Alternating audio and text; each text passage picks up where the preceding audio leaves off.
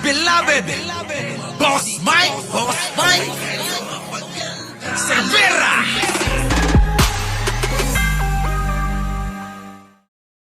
Yung mga nagsampa ng impeachment, mga kababayan, abay naka-schedule na rin ang alin, mga kababayan.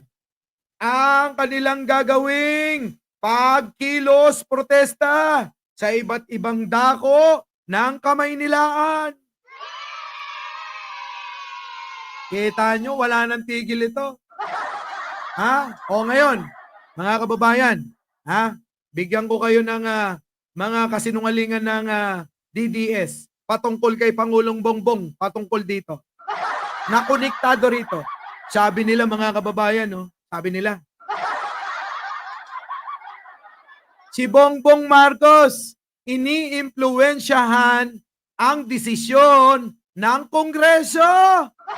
Tama, mali.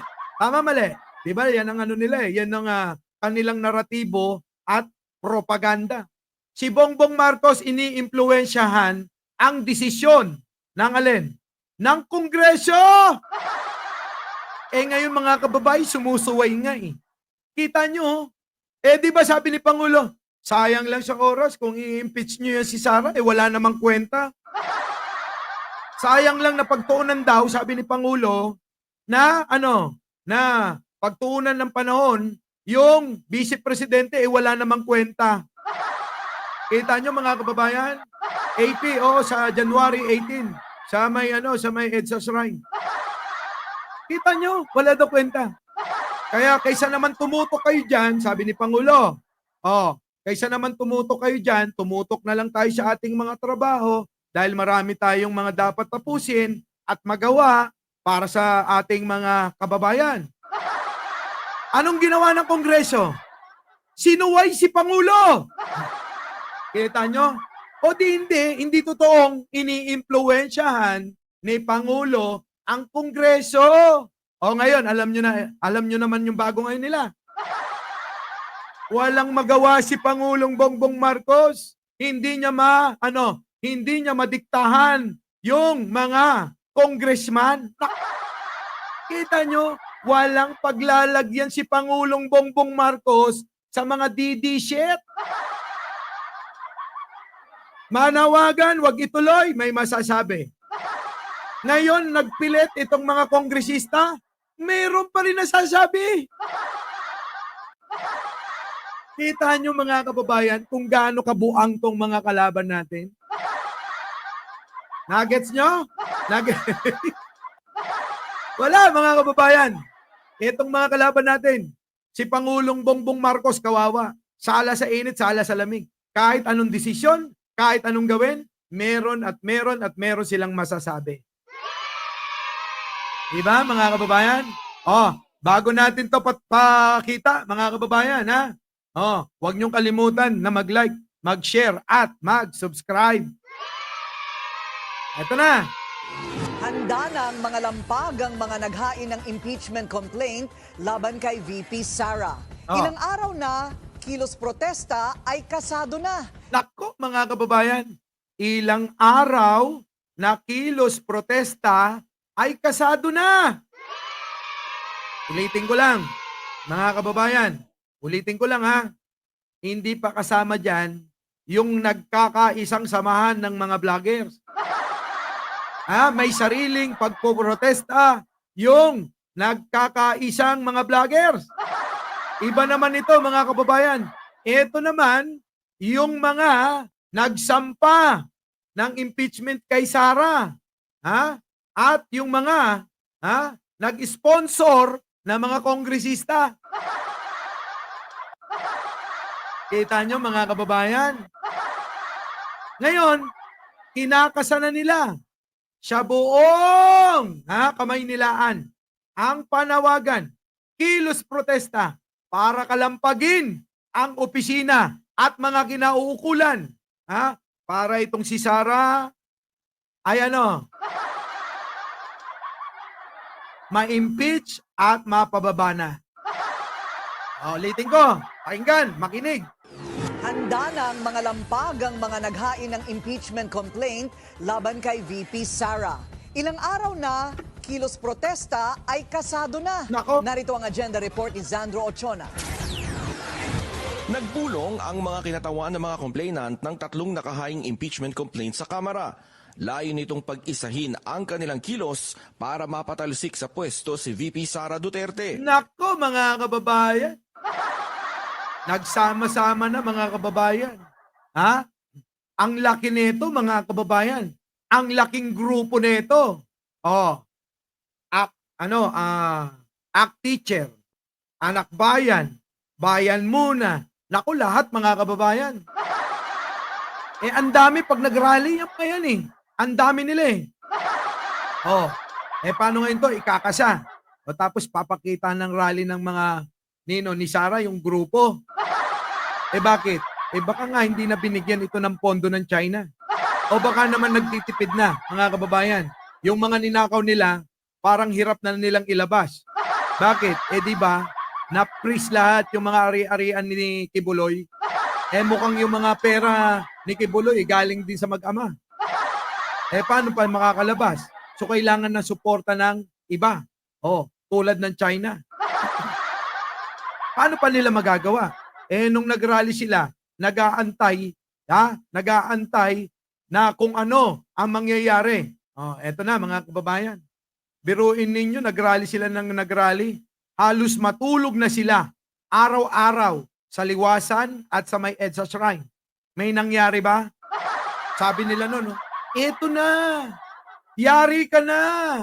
Bongbong Marcos, bababa ka na. Marami na kami rito. Putik na yun, makita natin 30 kasama anino. Paano nila mapapababa? 30 lang sila kasama anino. Sabi ni Jinkoy, wala pa raw sa kalahati yung nagla-like mga kababayan. Kung kayo nandito lang sa aking channel, sana naman makipagpartisipasyon kayo. Mag-like naman kayo, yun na yung ano nyo rito. Di po ba? Yun na yung inyong ambag yung mga nanonood yata rito, nakyukyutan lang sa atin eh. Baka naman napupugian lang kayo. Wag naman ganon. Dahil lang cute ako, gwapo ako, nandito kayo sa channel ko. Mga kababayan, kaya alam nyo, karamihan ng mga DDS nandito Tumatahol yung aso ko. Gagalit tuloy mag-like na kayo. Ito na. Magtatahol. Tahol ng tahol yung aso ko. Ito na, mga kababayan, tuloy na natin. Ang mga complainants ng first, second, and third impeachment complaint ay nagkakaisa sa panawagan sa Kongreso na aksyon na as soon as possible. Ano mo naman yung aso? Ano sabi rito?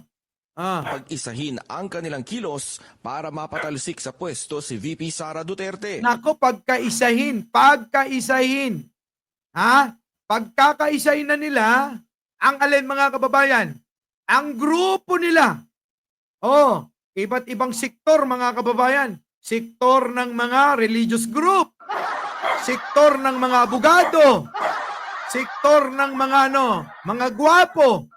Kasama ko ron. Sektor ng mga magsasaka. Sektor ng mga mangingisda. Sektor ng mga tsoper. Sektor ng mga mga kababayan.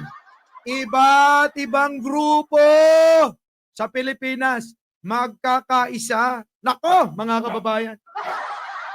Yan ang katakutan nyo, mga DDS kayo. Yung pinapangarap ninyo sa tulong ng Iglesia ni Cristo, malabo pa sa tinta ng pusit. Mga kababayan, malabo pa sa tinta ng pusit eh. Di ba? Di ba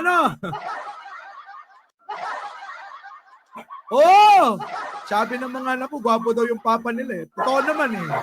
Tuloy. Ang mga complainants ng first, second, and third impeachment complaint ay nagkakaisa sa panawagan sa Kongreso na aksyon na as soon as possible ang aming mga impeachment complaints. Whether they consolidate it, whether may susuportahan silang isa lang, whatever it is, they have to act within the session days allotted until February 7. Hiling nila Kita nyo mga kababayan? Ay, nako mga kababayan. Eto na. Oh, mga DDS, kinakabahan na ba kayo? Ay, wala pa dyan ha. Oh, wala pa dyan. Hindi pa sasama yung mga kaibigan nating mga nasa probinsya. Ha? Nakita nyo ba yung mga deboto ni Nazareno?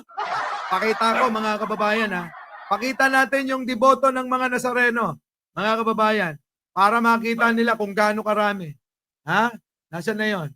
Yung deboto ng mga Nazareno. Oh. Nakita nyo ba yan?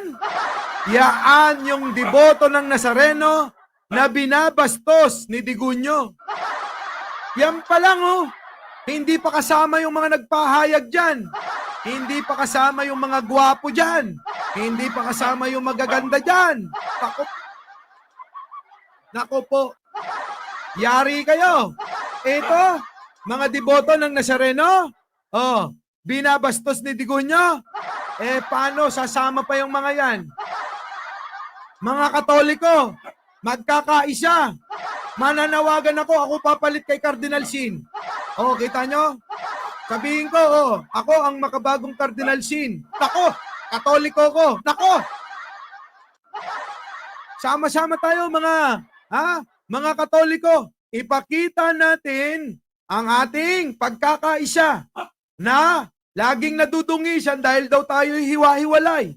Abay sa panahon ngayon, pwede na tayo magkaisa-isa para maipakita natin ang pinakamalakas na pwersa sa Pilipinas ay ano? Mga deboto na Katoliko. Tama, mali. Diba? Oh, mga kababayan kong Katoliko, INC, baka gusto yung sumama na rin. Baka nga pag nakita tayo ng mga kapatid nating INC, oy, sama na tayo. Sama na tayo, ha? Sa mga panawagan ni Mike Cervera.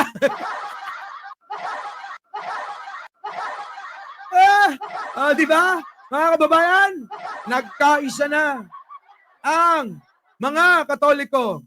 Kaya tayo, ang ating panawagan naman ay kapayapaan. Ang kanilang panawagan din na may ganon. Iisa lang. Tayo na'y magsama-sama. O paano na? Baka damputin na ng mga Chekwa yung mga Duterte, ilipad na sila doon. Saan, mga kababayan? Sa isla na pinamigay nila. At tuluyan na, doon na sila manirahan. Ha? Mga kababayan? Mga DDS? Kaya nyo ba yan? Wala! Hindi nyo kaya yan! Liting ko, pag kami nanawagan, yari kayong lahat. Diba? Tuloy. Sino pa? Ang proseso at dalhin na sa Justice Committee ang kanilang mga reklamo para mapagdesisyonan na at maitransmit na rin ito sa Senado. Handa na rin silang mga lampag.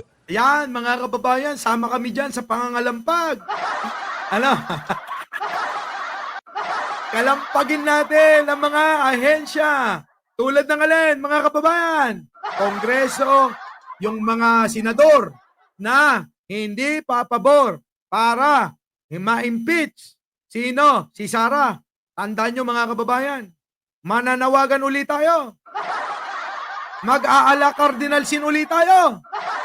Sabihin natin, wag iboto. Wag nang paupuin ang mga taong mga hindi pumapabor sa katotohanan. Diba? Hindi naman sila papabor. Ano pang silbi nila, mga kababayan? Diba?